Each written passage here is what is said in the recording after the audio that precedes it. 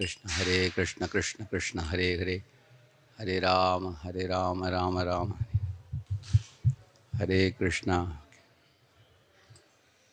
जय राधा माधवा कुंज बिहारी, जय राधा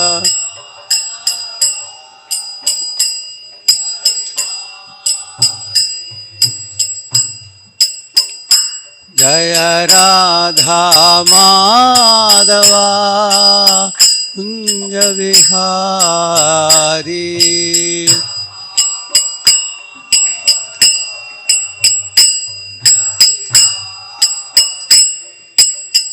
गोपी जन वल्लभा गिरिवरधारी,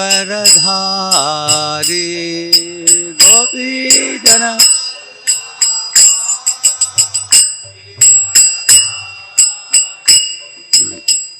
गोपी जना वल्लभा गिरिवरधारी।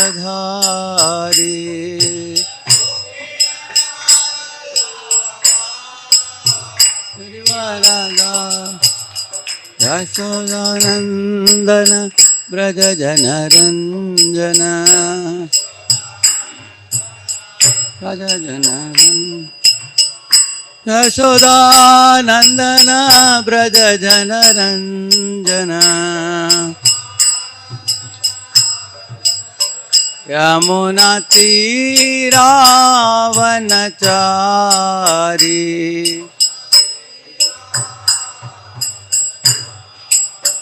यमुना तीरावनचारी।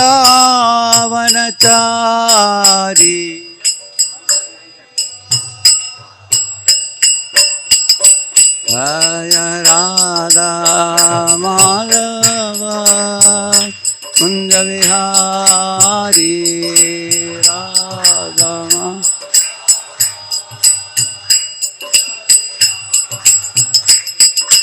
गोपी जन वल्लभा गिरिवरधारी।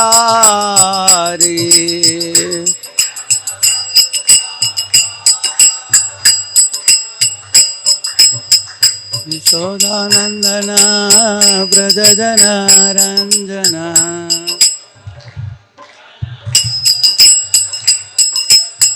यशोदानंदन ब्रज जनरंजन। यमुना तीरावनचारी,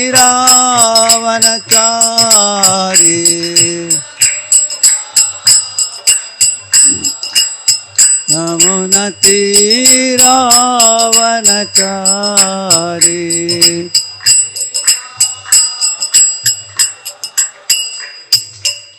जय गोविंदा जय गोपाल केशव माधव दीन दयाल, जय गोविंदा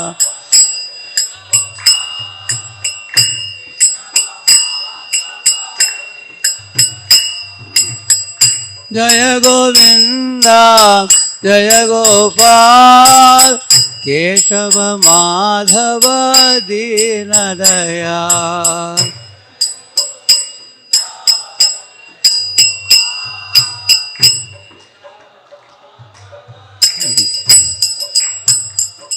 हरे कृष्णा कृष्णा कृष्णा हरे हरे, हरे रामा राम राम हरे हरे।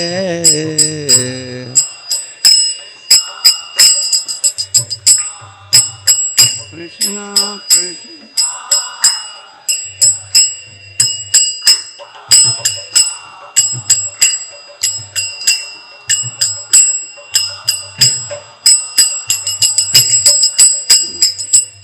हरे कृष्णा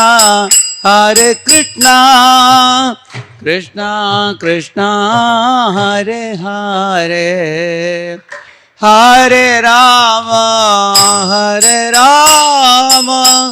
राम राम हरे हरे, हरे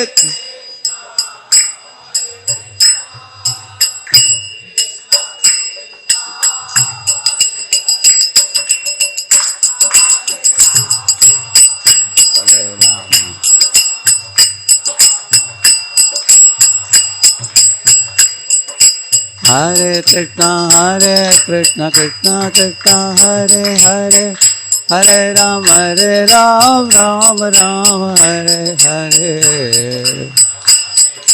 Krishna Krishna Hare Hare, Hare Ram.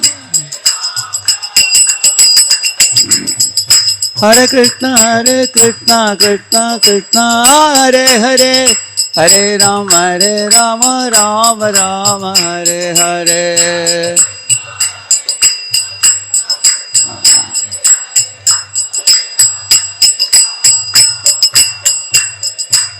Jai Jai Radhe, Jai Jai Shyam, Jai Jai Shri Vrindavan Dham. Jaya Jaya Shri Vrindavan Dham. Jai Jai Radhe, Jai Jai Shyam, Jaya Jaya Shri Vrindavan Dham.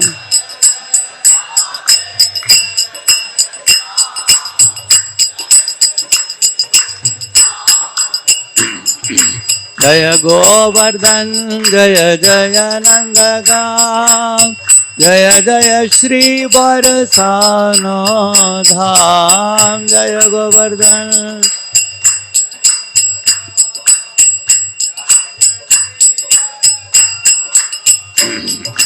Jaya Govardhan, Jaya Jaya Nandagam, Jaya Govardhan.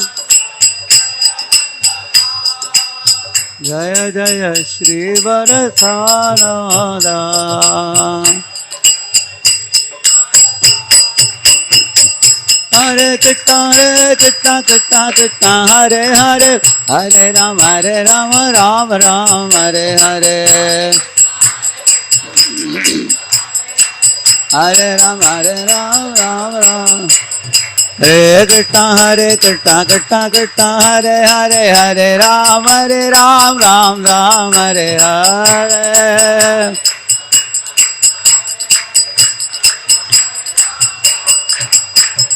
Jai Jai Radhe, Jai Jai Shyam, Jai Jaya Shri Vrindavan Dham. Hare Krishna Krishna Krishna Hare Hare, Hare Ram Ram Hare Hare.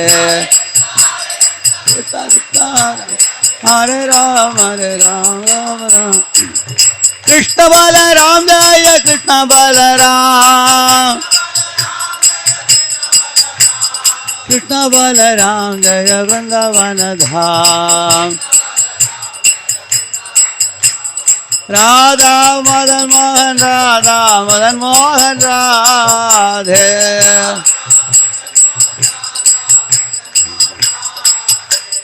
Jaya Jadana, Jaya Baladev, Jaya Subhadra, Jaya Sudarshana.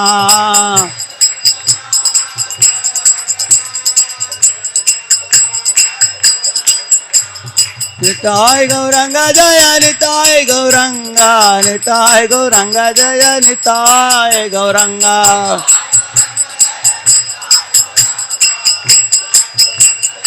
Nitai Gaur Hari Bol, Hari Bol, Hari Bol, Hari Bol.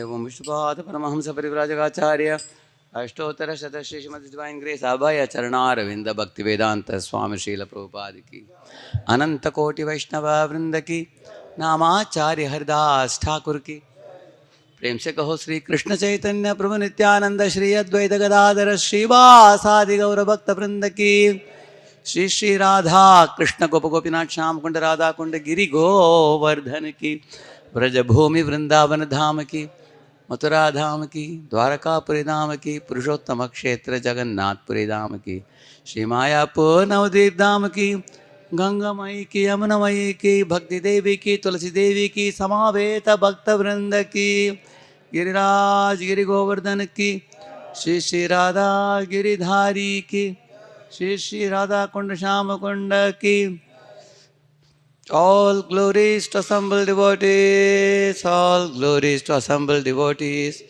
all glories to assembled devotees, all glories, all glories, all glories to Sri Guru and Gauranga. I told you 7th canto, 9th chapter, 7th canto, 9th chapter. Please forgive me. ॐ अज्ञानतिमिरन्धस्य ज्ञानाञ्जनशलाकया चक्षुः येन तस्मै श्रीगुरवे नमः। श्रीचैतन्यमनोभीष्टं स्थापितं येन भूतले स्वयं रूपः कदा मह्यं ददाति स्वपदान्तिकं। वन्देऽहं श्रीगुरोः श्रीयुतपदकमलं श्रीगुरून् वैष्णवांश्च श्रीरूपं साग्रजातं सहगणरघुनाथान्वितं तं सजीवं साद्वैतं सावधूतं परिजनासहितं कृष्णचैतन्यदेवं श्रीराधाकृष्णपादान् सहगणललिता श्रीविशाखान्वितांश्च नमो ॐ विष्णुपादाय कृष्णपृष्ठाय भूतले श्रीमते भक्तिवेदान्तस्वामिनिति नामिने नमस्ते सारस्वते देवे गौरवाणी प्रचारिणे निर्विशेषा शून्यवादी पाश्चात्यदेशतारिणे वाञ्छाकल्पतरुभ्यश्च कृपा सिन्धुभ्य एव च पतितानां पावनेभ्यो वैष्णवेभ्यो नमो नमः।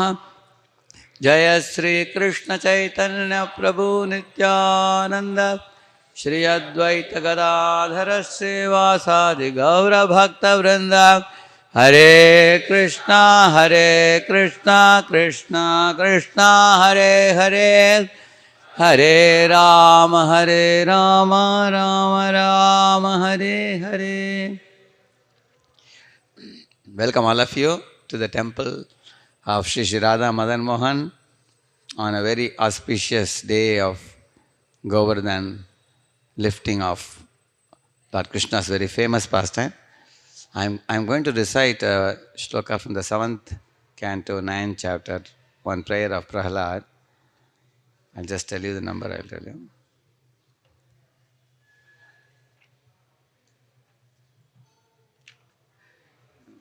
No, I can.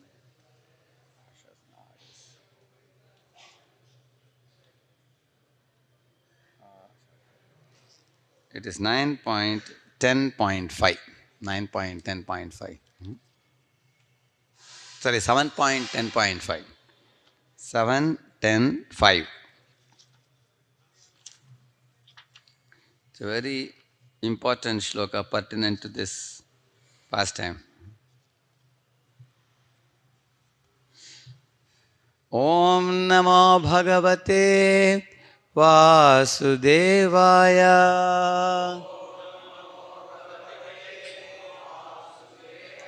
Om Namo Bhagavate Vasudevaya.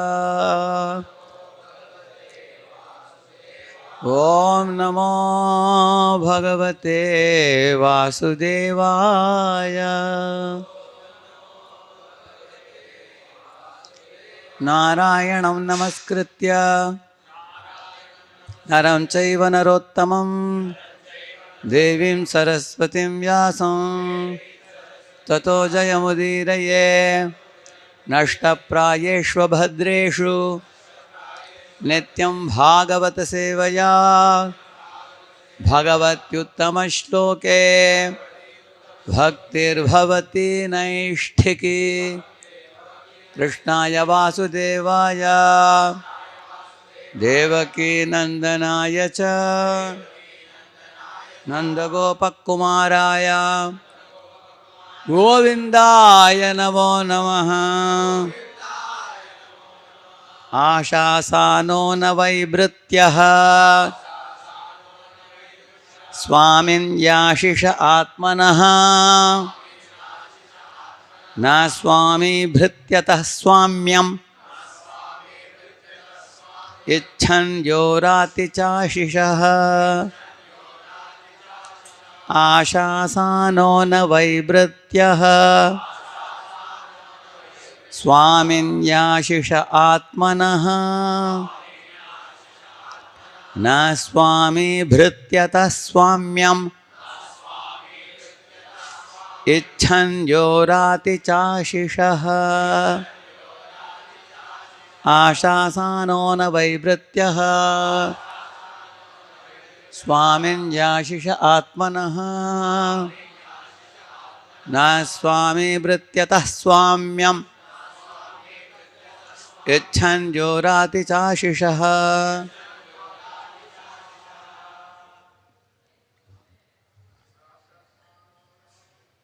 Ashasano na vaibhrityah Swamin yashisha atmanah Na swami bhrityatah swamyam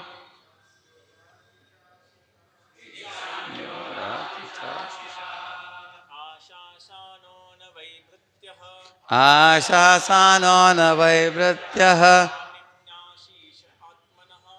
Swaminyashisha atmanah Na swami bhrityatah swamyam Icchan yorat Matajis? Any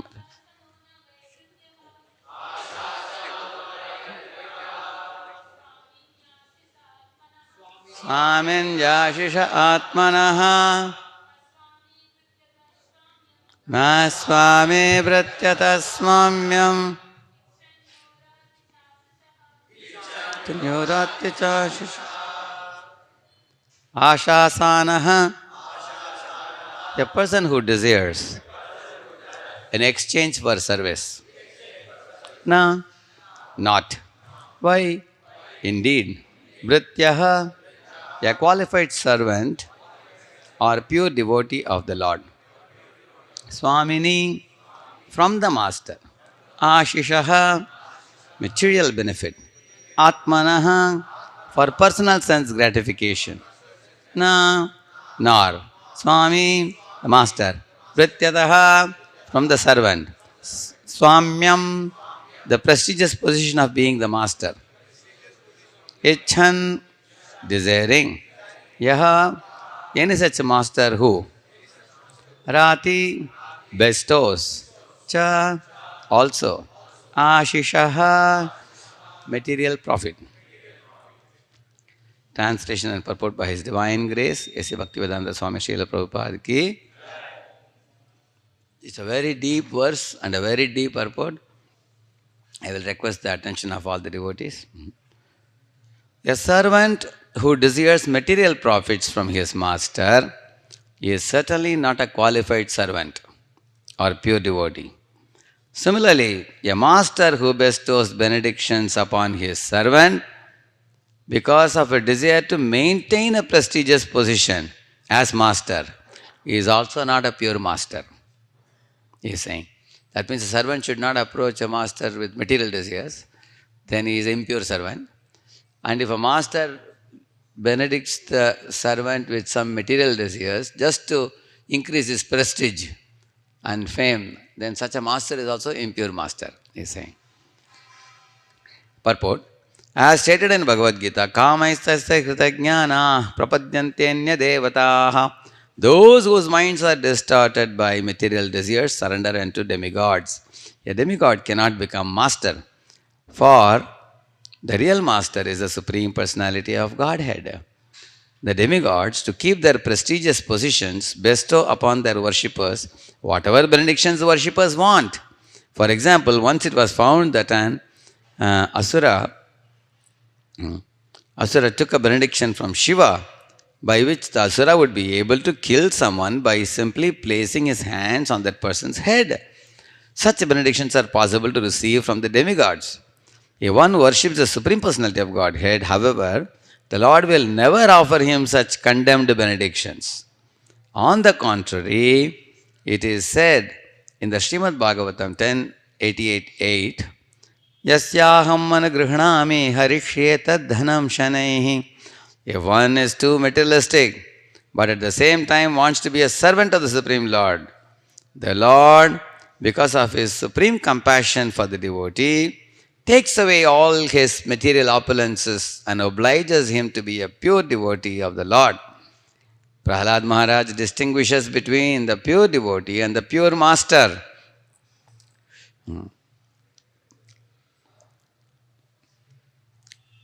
Prahlad Maharaj distinguishes between the pure devotee and the pure master. The Lord is the pure master and the supreme master, whereas an unalloyed devotee with no material motives is the pure servant. One who has materialistic motivations cannot become a servant, and one who unnecessarily bestows benedictions upon his servant to keep his own prestigious position is not a real master.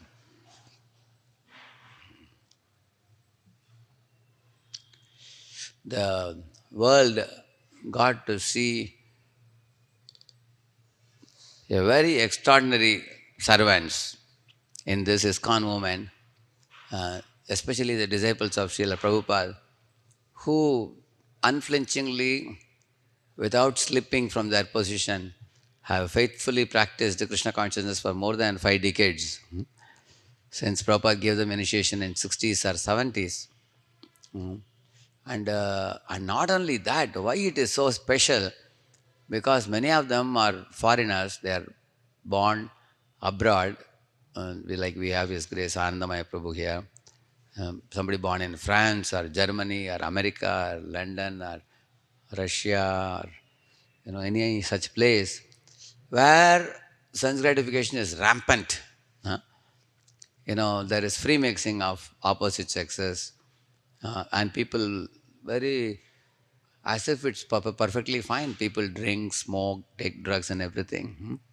In living in the midst of such a horrible ambience, born in such a country, and to meet Srila Prabhupada and take his shelter and not just leave and go away. Stay day after day, month after month, year after year, practicing devotional service with no other material motives in mind, isn't it? It's not an ordinary thing.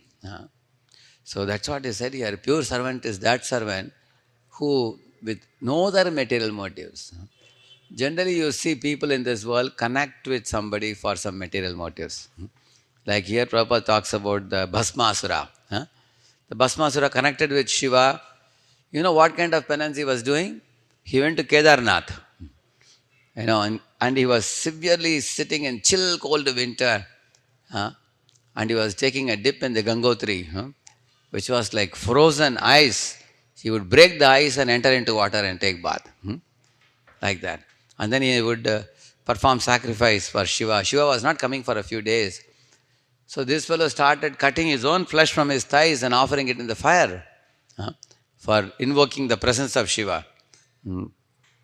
And still Shiva wasn't coming. Then he decided that I'll cut my head and put it in the fire. Then Shiva has to come. But the problem is, if you cut your head, how will you put it? Before putting only you will die. So therefore, if you have to cut your head and put in the fire, you have to keep your head like this and cut like this. So head will naturally fall into the fire. He was about to cut. At that time, Shiva suddenly appeared and said, hey, what is this? Why are you doing such a ghor tapasya? I am called as Ashutosh. Ashutosh means very quickly pleased. Nobody needs to perform such a severe penances. You just offer a bilva leaf, isn't it? And I become very easily pleased. Why do you have to do such strenuous tapasya? Tell me, what is the aspiration for which you are performing this tapasya to me?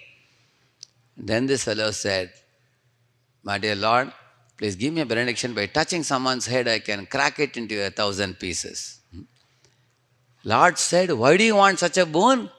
By which you will cause harm to other living beings. You should always think of the welfare of all creatures.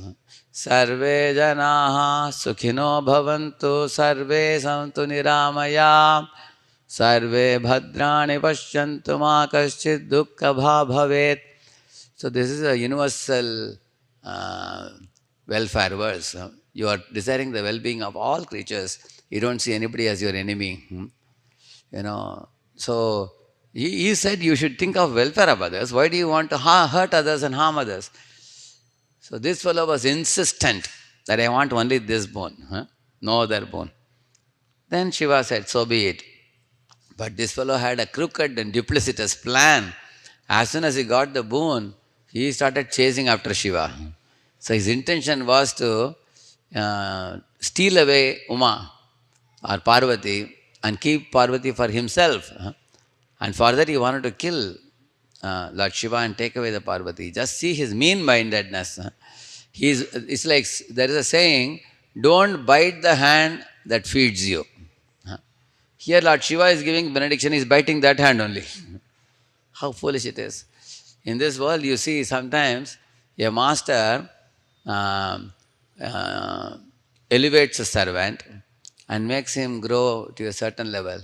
Then servant wants to destroy the master. It has happened in those days, certain kings had ministers and the king had a son and the minister had a son also. So the minister's desire was to make his son the king. So what they did, they would kill the king, put the king's son behind the bars, and they would make their son the king. Just see. It has happened like that sometimes. The same king who sheltered them, who gave them salary, maintained them for decades, they wanted to take over, you see. So this is a very dangerous material world where living entities are all vicious and envious. Servants want to swallow the masters, just see. There is no iota of gratitude. So therefore Prabhupada is quoting that example. It's an impure servant. First of all, going to master for material motives itself is impure. And for the sake of material motive, one wants to blow off the master, then that kind of desire is even more impure. So here there's a talk about 4 types of people. Pure master, pure servant, impure master, impure servant. Now one amazing phenomenon you will see in this world, people who have impure desires, they generally don't go to the Supreme Personality of Godhead. They prefer another route. They like to go only to demigods. I'll tell you the reason why. Because, for example, if I tell you a little example, you will immediately catch this. When I was in my 2nd standard, outside our school, there used to be one pink color mithai, pink color chocolate. They would be selling, but it would be surrounded by flies. It was just 10-20 paisa only. Many of my friends used to go and purchase that. I also would go and purchase. One day I purchased and ate and I got very sick. And my mother came to know what am I doing, and she strictly warned me. She said, you should never buy that pink color mithai in your life. And then she said, I will take you to a shop and I'll give you something else to eat, which is kept in a closed container, in closed bottle. So I told my mother, why to go to another shop and get something for 5 rupees, 2 rupees? Here you are getting something in 20 paise. She would say, no, I don't mind spending more. I am more concerned about your health. And you should not eat this. Whereas my other friends would eat sometimes. So I also would go with them and think that, can I pick up one? But immediately I will remember the angry face of my mother. No, you cannot take it. Then I won't touch it. I won't take it. But why am I telling you this? The shopkeeper, is he concerned about your health? He is concerned about the 20 paise you give him. You give him the money, he will give you the mithai. Whether you get fever or not is your problem. Whereas the mother is concerned about your health. Similarly, the demigods, you do the puja for them, they will close their eyes and give you what you want without knowing whether it will benefit you or harm you. Like here, he prayed to Shiva and asked for cracking others' heads, and Shiva gave that. Similarly, Hiranyakashipu performed very severe penance. Standing in the jungle, you want to know how severe penance he performed. His body became covered over by so many creepers and plants growing over his body, and the ants were eating up the flesh, and all that remained was only the bones, and with very little flesh in his body. And his body became covered by an anthill. For a very long period of time, he was performing penance, and when Brahma came, along with Bhrigu and other devatas, and Brahma took water in his kamandlu. Brahma could exactly locate where this fellow is performing penance, in that vast jungle. And he sprinkled water over that anthill, and out came Hiranyakashipu emerging from the ant hill exactly like the fire emerging from a wood. Like that he came out. And in fact, when he came out, his body was very healthy because Brahmaji had blessed him with the celestial waters. He became very healthy and hefty and offered a big obeisance to Brahma. And then he got up with his folded palms. And Brahma was telling Bhrigumuni and others who were accompanying him, "Oh, great sages, look at this Hiranyakashipu. For my sake, what type of penances he has done." And then he told Hiranyakashipu, "For 100 celestial years, 100 years you have done such severe penances. Now, darshanam nafalam mama," he says. "My darshan of the darshan that you are getting by seeing me, that will not go in vain," he says. Why he says that will not go in vain? Because you have done big penance. I am also a big person. I am capable of awarding you something very special. Say, for example, say somebody takes you for a corporate program in a company, but he is not very sure whether you will be able to deliver the goods. You understand what I am saying? Because it's not an ordinary program. It's a big program. Big managers are coming. Then you may tell that organizer of the program that I have this qualification, correct? Based on this, you give me the dais and I'll prove to you how I can impress these people. Because the whole material world is about impressing game. I want to impress you, you want to impress me. Everybody is trying to impress one another. You go to any occasion, you will find people wear dresses, they wear dresses like that. With dresses, people try to impress. With their cars, they try to impress. With the lifestyle, they want to impress. With aristocratic connections, they want to impress. Everywhere people have a desire to impress one another. And when we impress one another, there is also a tendency to develop envy. As soon as you try to impress, there is also envy. You will see that. Who is big? I am big or you are big. Everybody want to prove themselves to be bigger than others. You will see that. So, therefore, when Hiranyakashipu did such a big penance, even Brahma became fearful. Hare, this fellow has done such a big penance. Maybe, I may not be so big enough to give him everything. Still he told him, Darshanam nafalam, don't worry. I will give you such a boon which no one has given.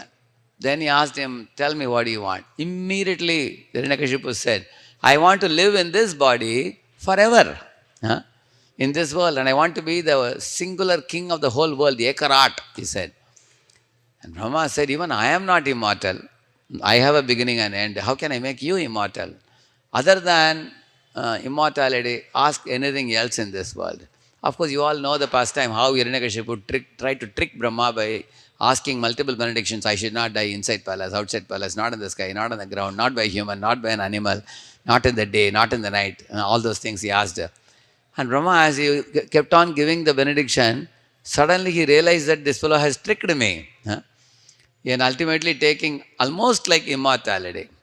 Later on, when Lord Narasimha came and killed Hiranyakashipu in a very special form, as you see here, Lord Narasimha. So, later on, Lord Narasimha was angry and he told Brahma, hey Brahma, don't give a benediction beyond your jurisdiction. That warning was given to Brahma in one shloka. Say, for example, you are in a particular department and you have a subordinate. And the subordinate, say you are the subordinate and you have a boss, but the boss is out of station. Somebody comes for a sanction. Can you give sanction? See, you are not the HOD.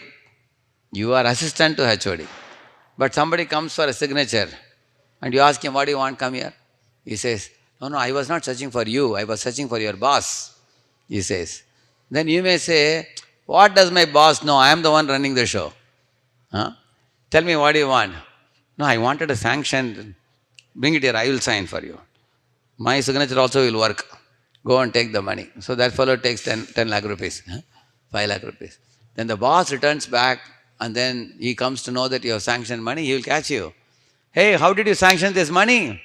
And then you will say, sorry sir, I thought it is all right. What all right? Get the money back now. You have to run from pillar to post. Then the boss may scold you that you have sanctioned beyond your jurisdiction. Correct or not? Like that, Lord Narasimha scolded Brahma that you have sanctioned beyond your jurisdiction. Now tell me, what makes you sanction beyond your jurisdiction? What makes you sanction? Huh? I am master. You think I am not anywhere lesser than the master. That's what here is saying. Then such a master becomes an impure master also. Huh? So impure servant goes with material motives and he tries to kill the master, and the impure master sanctions beyond his jurisdiction, and to impress the people of the world, it increases prestige. So that's impure master and impure servant he is saying. On the other hand, a pure servant has no motives at all. You see our Sudama Brahman, when he went to Dwaraka, at the gate, the gatekeepers asked him, "Oh, poor Brahman, you have tattered clothes and your body is skinny, your bones are visible. Who are you? Where do you want to go?" And Sudama said, "I have come here to meet my old friend, Gurukula friend, Krishna." They asked him, "Why do you want to meet him?" Imagine he just told him that I am very poor, I want some money. The watchmen were capable of just picking some, a palm full of diamond, because Dwaraka was full of opulence. One palm full of diamonds they gave to Sudama, that would be enough for his whole life. Did Sudama accept that? No. He told them, "I have not come to get anything from Krishna. I have come to meet only Krishna."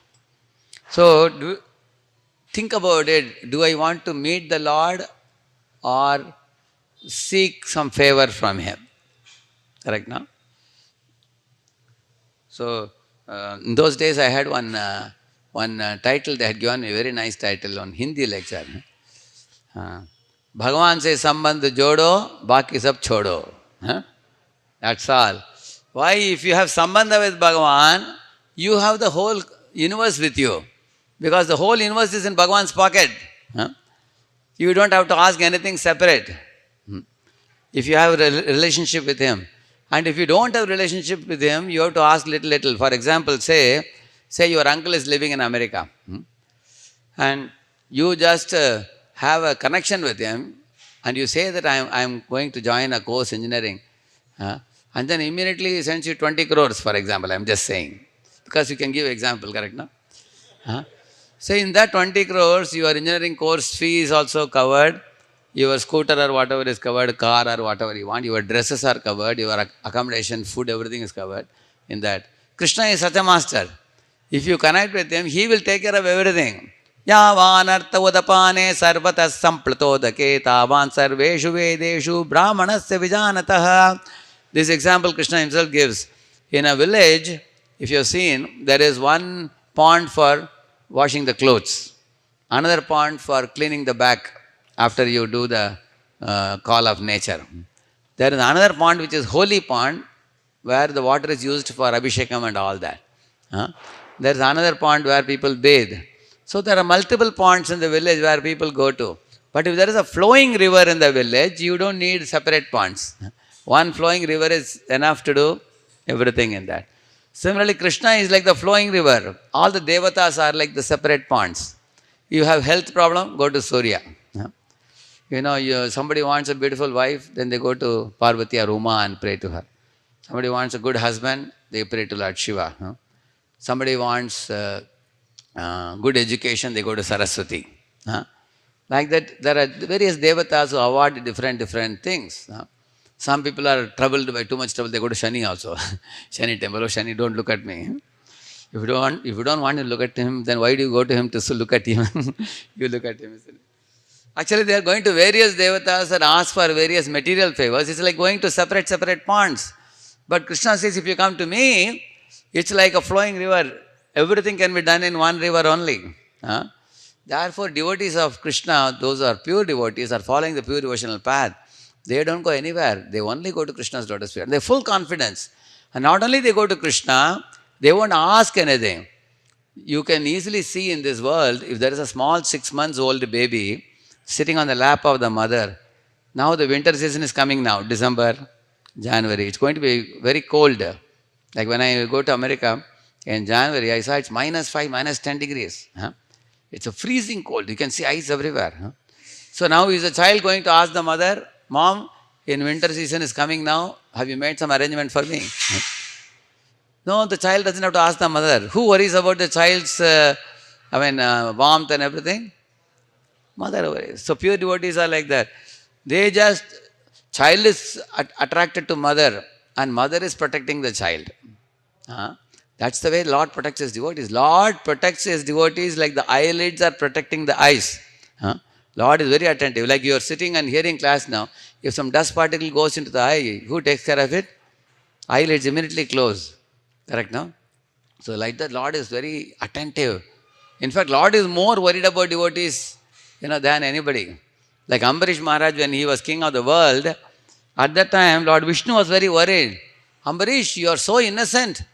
You can be troubled any time. A king can always have enemies. Huh? Take care. And Ambarish said, I have nothing to fear. Huh? And at one time, Durvasamani created a big demon to kill Ambarish. At that time, Lord Vishnu sent the Sudarshan Chakra to protect Ambarish. Well, how did the Lord send? Because the Lord is the protector of his devotee.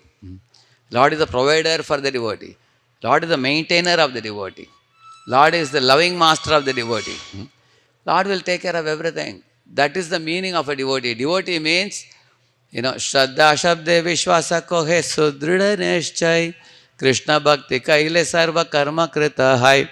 That is the verse. Which means, if I simply chant Krishna's names and study the scriptures, worship Krishna, whatever good has to happen to me, that Krishna will take care. I have no worry. Sometimes you may hope that good will happen to you, something apparently bad may happen to you, but a devotee thinks that bad is also good for me. Why? Lord has some plan. Say, for example, your mother takes you to a doctor and makes the doctor give you an injection. Is it good? You may say, I trusted my mother. She took me to doctor and gave an injection to the doctor to me. Why is the mother so cruel? Mother is not cruel. She is your well-wisher. By giving the injection, she is curing your disease. Similarly, in case Krishna sometimes puts me in trouble, and that trouble is also good for me. That's what the devotee thinks. Maybe I became a little proud, so Krishna gave me a slap now. Krishna's slap, both are same. Krishna's pat, Krishna's beat, both are same for a devotee. A devotee thinks that whatever Krishna sends me in my life is his mercy, and that's good for me. I remember when we were small kids, our mom used to say that Diwali day you have to take an oil bath. Correct, no? So the day before Diwali day, night only we will want to wear the dress and see how it looks, because we used to have new dress. Correct, no? But mom would say that, no. First you have to offer to Lord with kumkum in the corners, keep it in front of the altar, and then you should take an oil bath and come, and then only you can wear. So whole night we won't sleep at all because you are meditating on how the dress will look upon me. Correct, no? The next day morning you get up, you don't like to take oil bath because sometimes the shikaka goes into the eyes and everything. But you have to do it because you know that mother is our well-wisher, you trusted her, therefore you will obey what she says. Correct, no? So devotees actually trust the Lord. So whatever the Lord does for me, whether it is painful or pleasurable, whether it appears like a favor or appears like a punishment, He is my supreme well-wisher. He cannot do any harm. Everything that emanates from the Lord is pure love. And that is the confidence of a devotee. In whatever form it may come, a devotee has full confidence. And a devotee will never seek any material favors from the Lord. The Lord will give the devotee whatever the devotee needs.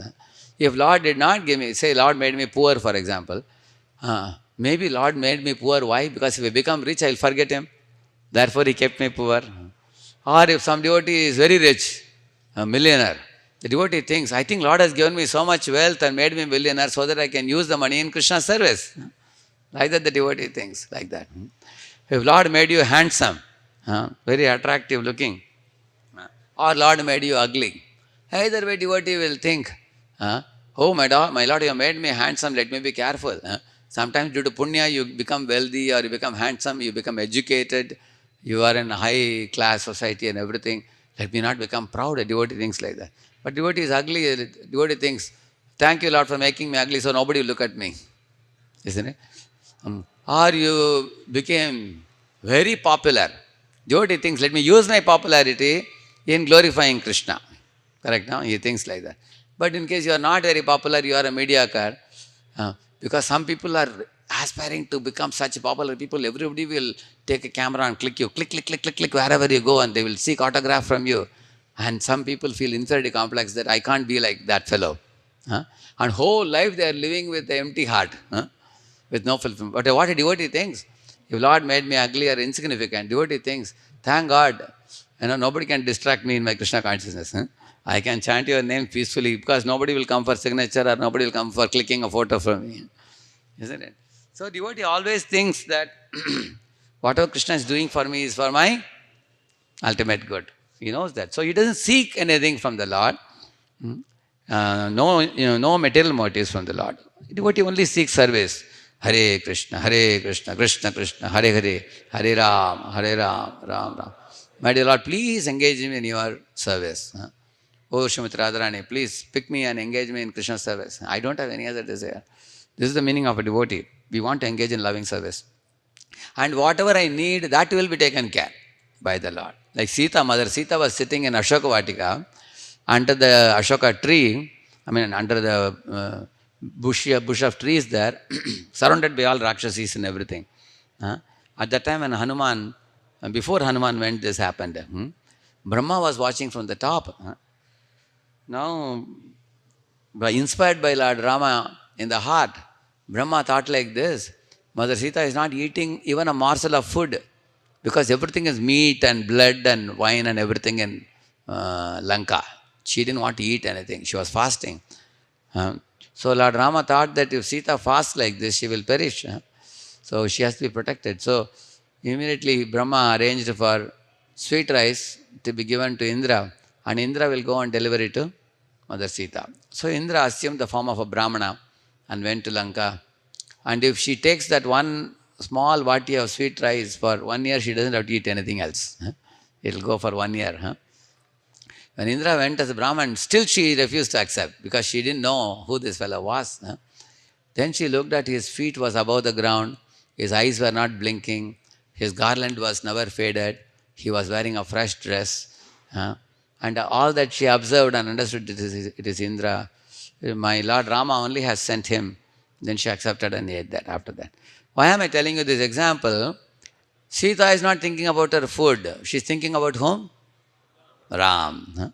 And Ram is thinking about Sita. This is the way Lord and devotee relationship exists. Devotee is thinking about Lord's service and Lord is thinking about devotee's protection. And that is pure devotee and pure master. So Krishna and his devotees connect only on the platform of love only. One time, Parikshit asked a question to Shukadeva Goswami. My dear sir, I am observing that, Lord Krishna wears very opulent dresses like you see Madan Mohan. He wears jewelry, necklace, armlets, mukut, golden rings, very gorgeous dress and everything. He certainly looks very charming, right? Very attractive, all attractive Lord. But his devotees are often seen to be very poor. They are not known for being very rich. On the other hand, we find Lord Shiva, he is known to be living in some shmashan and he wears some animal skin, and he wears ashes all over his body. You never find ornaments in the body of Shiva. He wears ashes all over his body and he has a jatadari. Jatadaro, Tibratapo, Muninam Gurum, Loka Gurum, Charachara Gurum, those words are used for him. He is like a leader of the Siddhas, Shiva. He is called as Yogi Ishwar. He is the Ishwar of the yogis. He is a master of all the yogis. He is. So Shiva seems to be very poverty-stricken, but his followers are very rich. It's well known, Durga and Shiva's followers are all very, very rich in this world. So he said, I am seeing a contradiction in this. How is Krishna very opulent, but his devotees are poor? Shiva is very appearing to be poverty-stricken, but his followers are very rich. Why is it so? So Shukadeva Goswami smiled. He said, see, your grandfather Yudhishthir, he asked the same question directly to Krishna only. On the face of Krishna only asked. Can you imagine? You may feel shy to ask now. But he directly asked Krishna, how is it, Krishna? See, your devotees, we are in the forest now. Isn't it? And you wear very beautiful dresses and everything. And Krishna laughed. Krishna said, you see, the Devatas give gifts of material opulences for their followers. And I give the gift of spiritual opulences to my followers. So what is the material opulence? You get gold, you get silver, you get house, you get women, you get wealth, you get lands, you get kingship, you get all the material opulences within the world. But after getting all of them, where will you live? In the material world only. You keep birth after birth coming in the material world. So Devatas offer many such things. And Krishna said, I give spiritual opulences, which means, I give prema to my devotees, pure love. So if you get Krishna prema, where will you go? You'll go to spiritual world. So I give pure love to my devotees and they come to me. Krishna said. So which one is better? To get pure love for Krishna is better or to get material opulences is better? You're clear? Antavat phalam tesham tad bhavati alpamedasam. Krishna says those who want material opulences are alpamedas, he's saying. They are very, very low-minded, he's saying, because they will be stuck in the material world. One time I asked in my class, which one you all prefer? Iron chain or a silver chain or a golden chain to handcuff your hands? So one old man was telling, I think gold chain is best. You can use a gold handcuff. So his wife was sitting next to him. She said, hey, why do you want anything to handcuff you? You should say no chain, she said. So you like a C-class jail like hell or B-class jail like earth or A-class jail like heaven? Which one you prefer? You want to get out of this jail and go back home, back to Godhead. So the devotees get that pure love for Krishna and go back to Godhead. Therefore Krishna said, my devotees appear to be poor. But it is not that all Krishna's devotees are poor. Some devotees of Krishna are very rich because Krishna knows that they will not misuse the wealth. For them he gives wealth. They will build temples just like our Pullareddy ji. He gave the land to us. Prabhupada told Pullareddy ji that it's like Ganga. You take the Ganga water and offer it back to Ganga. So Krishna gave you the land, now you are giving it back to him. So Krishna will be very pleased with you, Prabhupada said. So in this way, you will see that Krishna knows what is best for me. Every one of us, when we connect with him in that manner, that's what he is saying. Krishna is a pure master. When Sudama Brahman went to meet Krishna, how Krishna treated him? He washed his feet, he gave him nice prasad to eat, he put him to rest, he talked to him for 1 week. Only loving exchange. And he didn't give him a single penny. He sent him back after a week. Did Sudama criticize Krishna? Hey, 1 week I stayed, this fellow never even thought of, he looked at my dress, I am tattered clothes I am wearing, still he didn't give me anything. Did he say that? In fact, he said that Lord didn't give me anything, knowing well that I may misuse the wealth. Probably because of that he didn't give me anything, he said. But then you all know when he went home, what happened, you all know. So many things he awarded him. So, in this way, 4 things are explained in this purport. Pure master, pure servant, impure master, impure servant. So Dhruva Maharaj was an impure servant in the beginning in the sense that he went with a material desire. But when he went to Krishna, what Krishna did? He purified that material desire. So Krishna says that once he purifies, then you will, even if you get the material benediction, you will not misuse it. So you all may have a question, does Supreme Lord award material benedictions? The answer is yes. In the Bhagavatam it is said yes.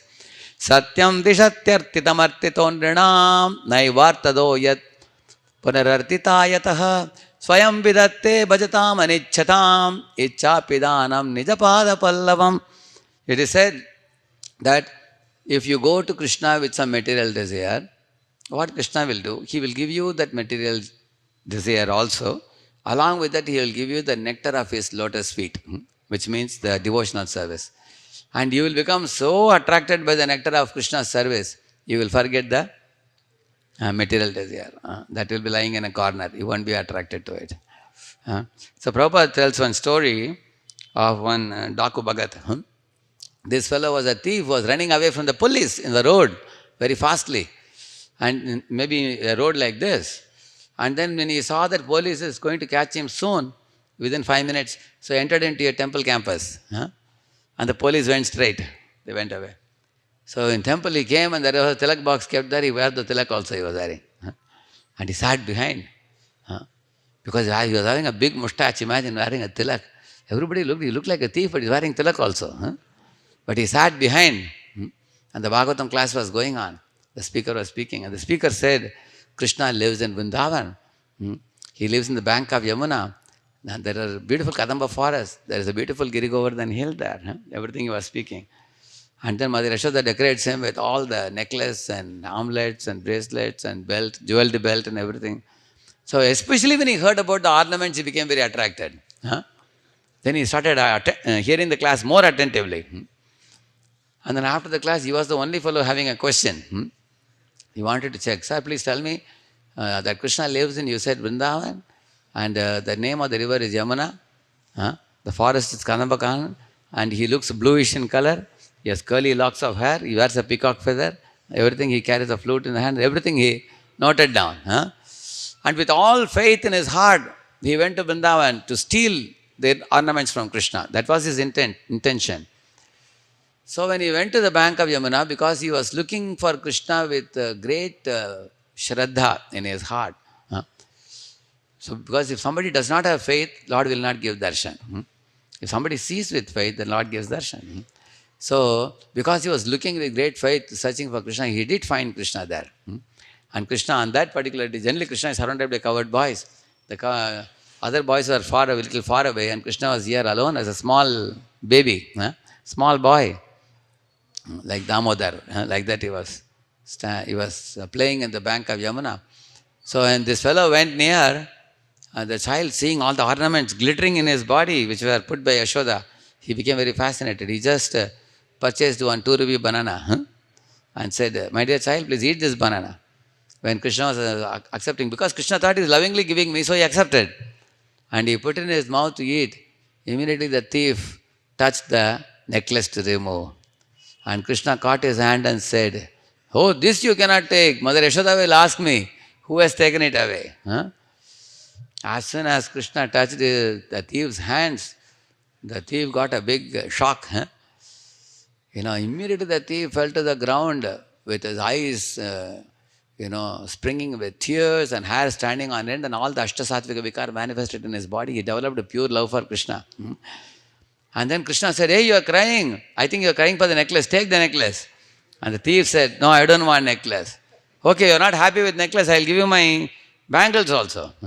I will give you my nupur also. I will give you my jeweled belt. If you want, I will give you a crown also. Take everything. Still the thief was crying and said, I don't want, I don't want. Then Krishna said, what do you want then? He said, I only want you, he said. I am simply satisfied by possessing you, my Lord.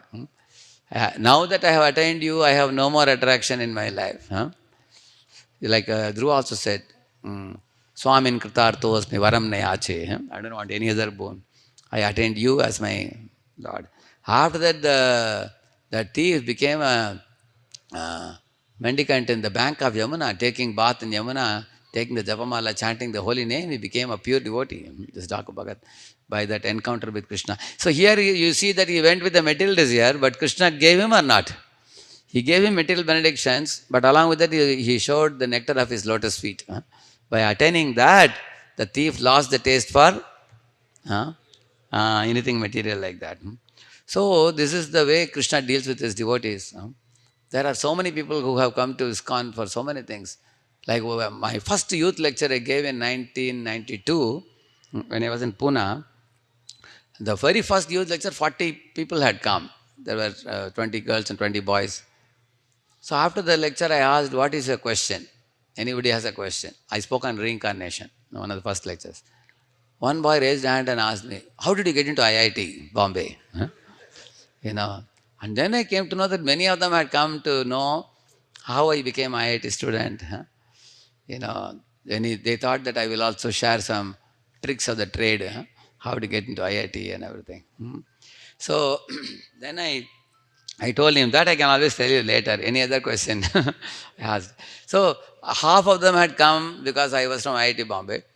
So after I finished my lecture, I was thinking, they have come with so many material motives. But many of them actually gave up the material motives after that.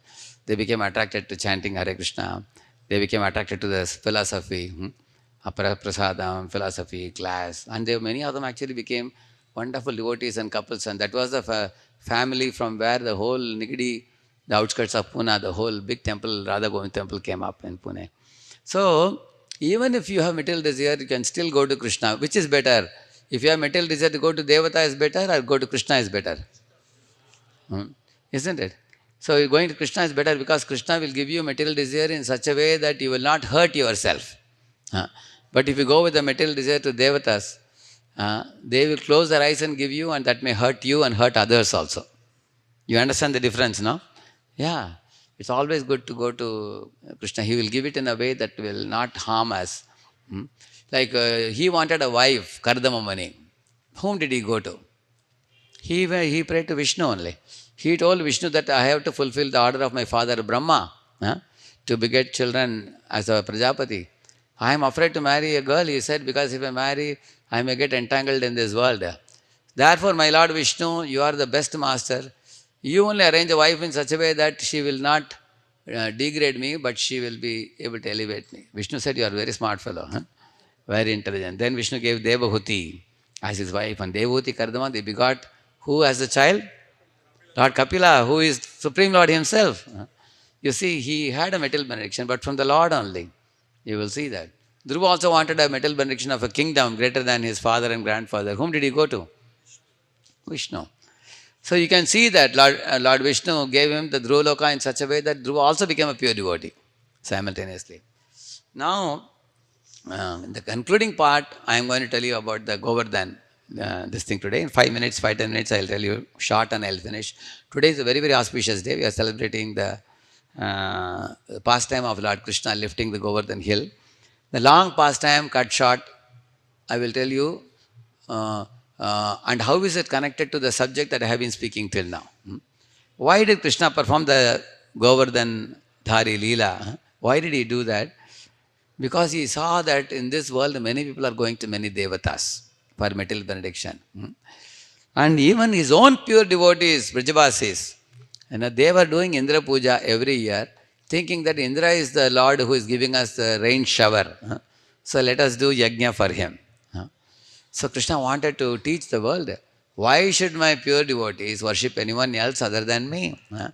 I am actually, just like all the devatas are like chief ministers, and Krishna is like the prime minister. He is only one supreme.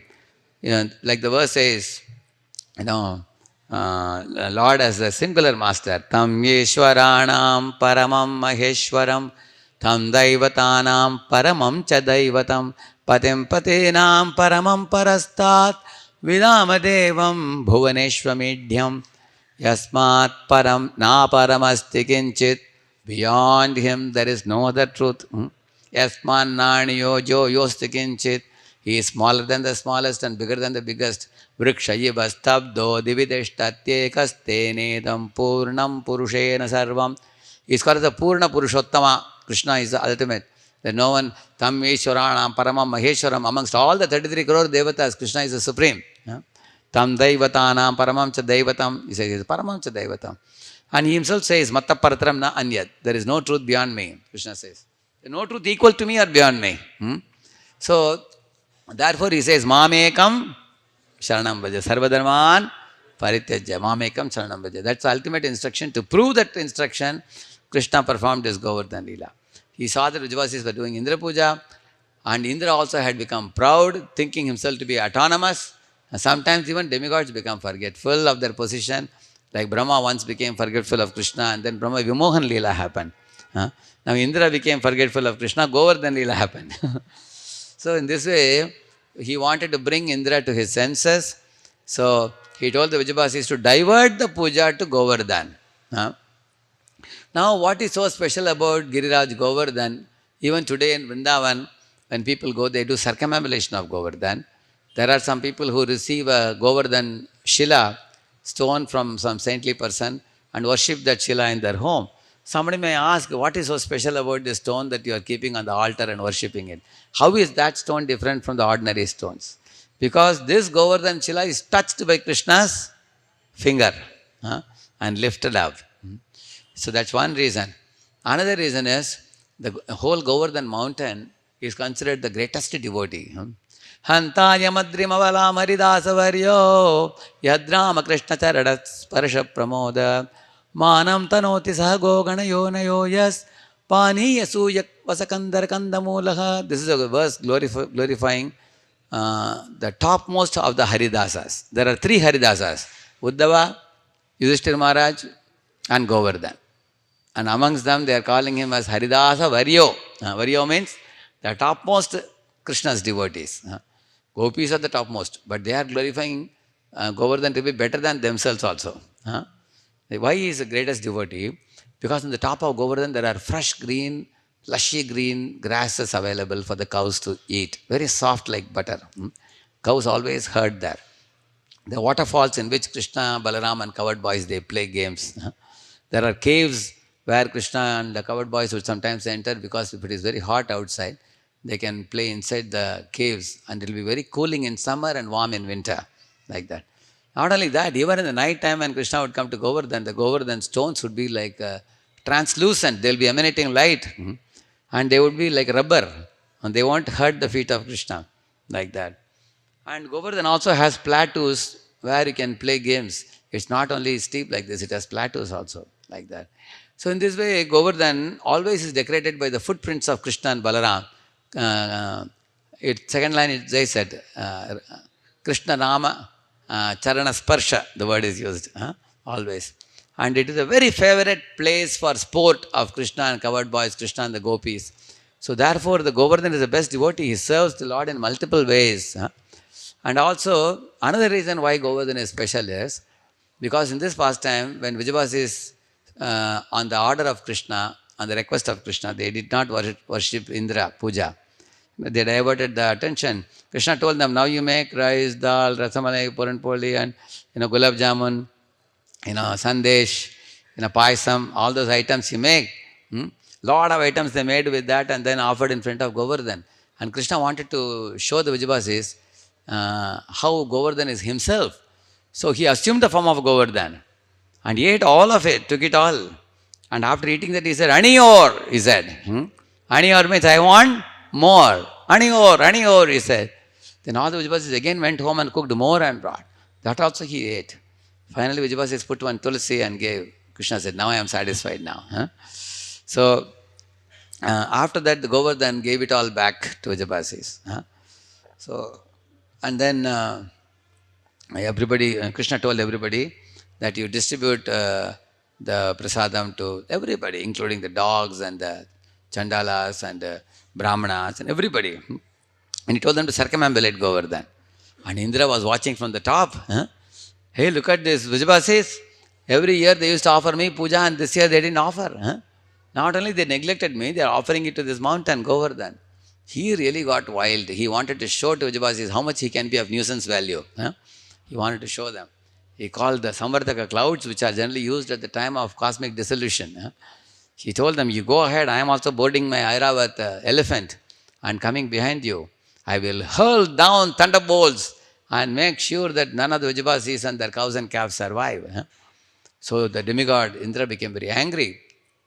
So when he poured down heavy rains, all the cows keeping their calves below their bodies, they approached Krishna. And Vijayavasis went behind the cows to Krishna and said, my dear Lord, look at your favorite cows and the calves. They all are harmed by that angry Devata. And they said that, that's a beautiful verse, you all can repeat after me. Krishna Krishna Mahabhaga Tvannatam Gokulam Prabho Tratumarhasi Devannaha Kupitat Bhaktavatsalaha Krishna Krishna Mahabhaga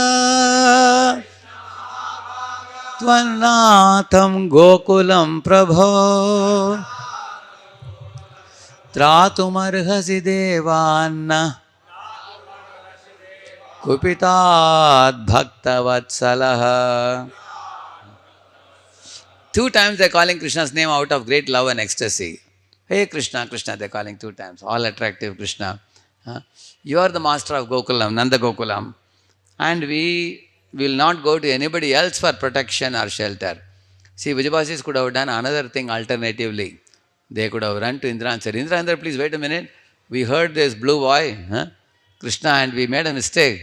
Now you forgive us and immediately we will arrange for the sacrifice for you.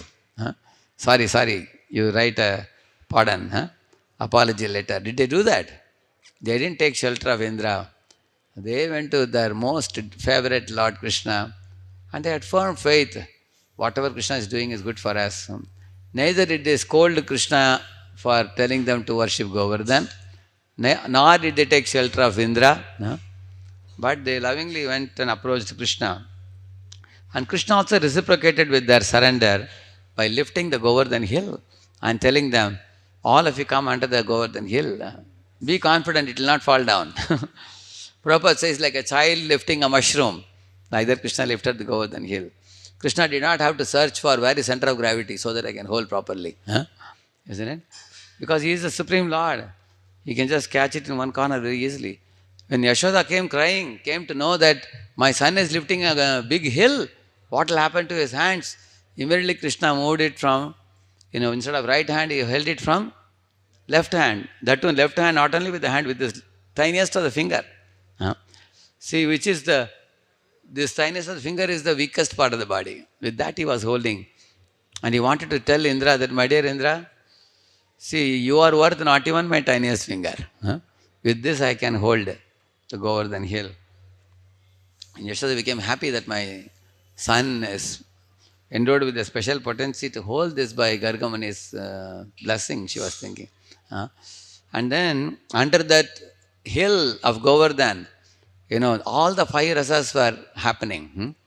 Yashoda was in Vatsalya ras, the gopis were in Madhurya ras, gopas were in Sakya ras, there are other gopas who were servants of Krishna, the cows and calves, they all witnessed Krishna's pastimes 7 days, 7 nights with unblinking eyes. So how wonderful it was. And above the Govardhan hill, there was a heavy downpour of hailstorm and whirlwinds and ice, big ice falling. One water drop was like one elephant. It was falling. So, but it was all on the top of the Govardhan and that could not even make Govardhan go out of balance at all. Govardhan was ecstatically seated in Krishna's little finger. He was feeling great ecstasy. And Indra was hurling down thunderbolts. Nothing happened to Govardhan. Indra became ashamed that all my efforts went in vain and I have angered the Supreme Lord and I have harmed the Vijayabasis. And of course, he couldn't harm. Like we say, Jako Raka Isaiya, Marana Sakai Koi, Balana Banka Kar Sake, we say. So, Vijayabasis could not be harmed because they were under whose protection? Krishna's protection. So, this is a very important pastime because it teaches us that don't go to demigods seeking material benedictions. That's one lesson we learn. Because whatever material benedictions demigods give you, that is also temporary only. Not only that, even the temporary benediction is given by Krishna to the demigods to give you. Then why not go to the source of everything, which is Krishna himself? That's one lesson we learn today. Another thing, generally those people go to devatas who go for many material benedictions and they have no idea of how to get out of the world. It's like providing facility in a jail to have a more comfortable stay in the jail. Like for example, somebody comes to jail and asks you, are you comfortable? You say, it's very cold. They give you a blanket and go. Or somebody gives you a mosquito net and goes. So that's not a real service because they are keeping you in the jail and giving you comforts. Devatas do that. Whereas Krishna gets you out of the jail of the material world. Takes you back home, back to Godhead. That was the first lesson we learned. And second thing, we should always run to Krishna's lotus feet. In fair weather or foul weather, in rain and shine, we should always go to Krishna's lotus feet only. Like you see the Vijayabasis. Anukulyasya sankalpa pratikulyasya varjanam rakshasyatiti vishwaso gopatritve varanam tata atmanikshepa karpanye shadvida sharanagati. There are 6 aspects of sharanagati. And we will conclude with this point of sharanagati. Sharanagati means taking shelter of Krishna. How? Anukulyasya sankalpa. If something is favorable, no matter how difficult it is, a devotee will accept it. Like, sleeping early at night and rising early in the morning in Brahma Muhurtam. and chanting in the morning is very favorable for bhakti. So I will do it at any cost. I will not go late night and I will not get up late in the morning. Even in a winter cold situation also, a devotee will throw away the blanket and go to bathroom and take a shower and wear the tilak and come in front of the Lord. So Anukul is because it is favorable. It is favorable for Lord. It is favorable for my spiritual life. I will do it. Even if you have thick friendship with a non-devotee and the devotee refuses to become a devotee, then one should be ready to give up that friendship. For example, Karna could not give up the friendship with Duryodhana. Therefore, along with Duryodhana, he also got destroyed. But Vibhishan gave up his attachment to his brother Ravana, seeing that Ravana is in the wrong path, and then he took shelter of Rama and became glorious. So in this way, don't go by the pleasure, go by what will give pleasure to Lord. That is first one. Second one, Pratikulyasa Varjanam. That means something is very pleasurable but not good for your bhakti, one should give it up. No matter how pleasurable. Nowadays you find there are so many things in the YouTube, movies are coming, Netflix is showing high quality movies. But the movies have no substance. They are not going to give you any spiritual advancement. It's agreed that they have used hi-fi technology to make with sharp execution everything. So many things are going on, tamasha is going on in this world. So, although they may be attractive, a devotee knows this is not anukul for my bhakti, then the devotee will give it up. Meat eating is not anukul, give up meat eating. Gambling, intoxication, illicit sex. So, a devotee gives up what is not favorable. Just because it's pleasurable, devotee will not cling on to that. Devotee will give it up. Third one, Rakshasariti Vishwaso means, Krishna only can protect me. That's one meaning. Another meaning, Krishna will definitely protect me. This is another meaning. Like Prahlad Maharaj thought, who will definitely protect me? Lord Krishna will protect me. So he never was fearful. Prahlad was always confident whenever his father tortured him in various ways. And Draupadi knew that my husbands, the Kuru elders, nobody can protect me. I can't even hold the sari on my own. Who alone can protect me? Only Lord Govinda. That is Rakshasati the Vishwasa. And Gopatritve Varanam Tata. Krishna is my maintainer. Prabhupada says that, we are all living in this world. In the morning you see the sun shines, the clouds shower, the crops grow, the flowers blossom, the fruits ripen, seasons change. None of it is done by any scientist. It's all done by Krishna, making it happen. So whatever grains I am eating, fruits I am tasting, beverages and spices and everything, it's all given by Krishna. So he is my maintainer. Because Krishna is maintaining my body, I will use my body in Krishna's service. If company gives a car to you, you will use the car for company's purpose. Similarly, Krishna has given me the body, I will use my body in Krishna's service. Like that a devotee should think, I am maintained by Krishna.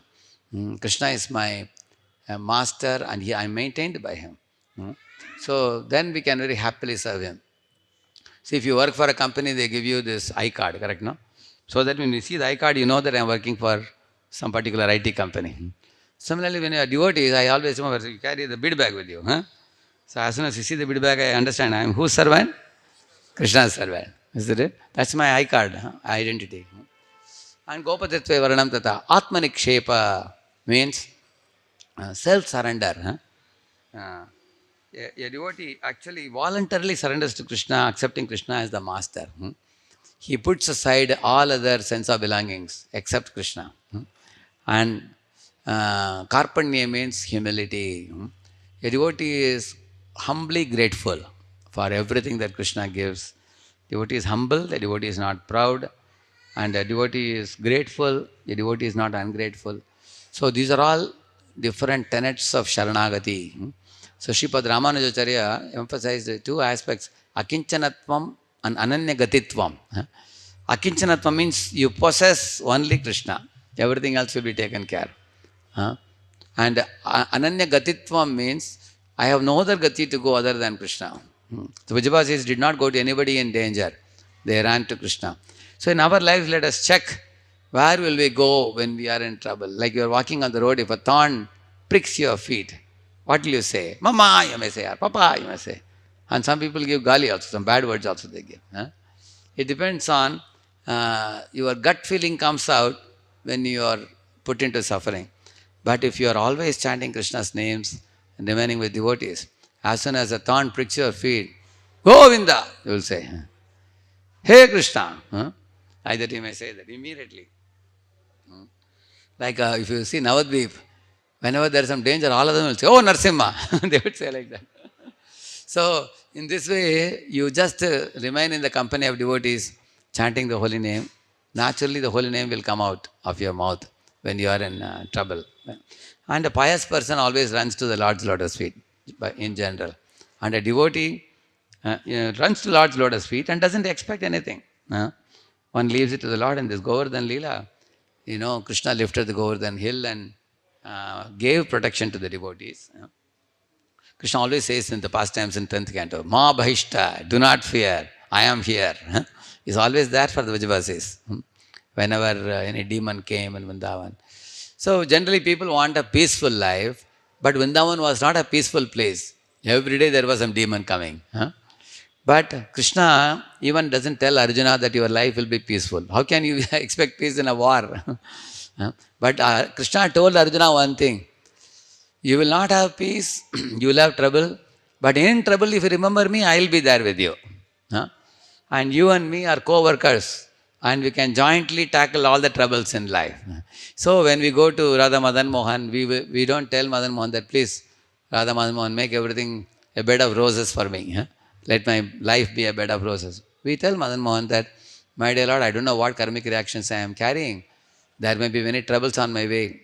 But you please be with me and give me guidance, give me your mercy, give me protection. Let me act in the right way that will please you, and I will not unnecessarily trouble other living entities. So in this way, make Krishna your best friend who will be accompanying you at every moment and guiding you by taking a shelter.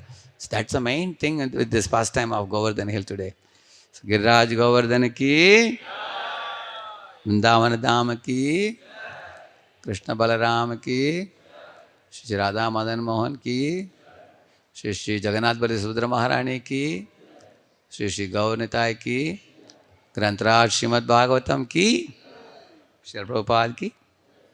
Thank you very much. Hare Krishna. 9:45.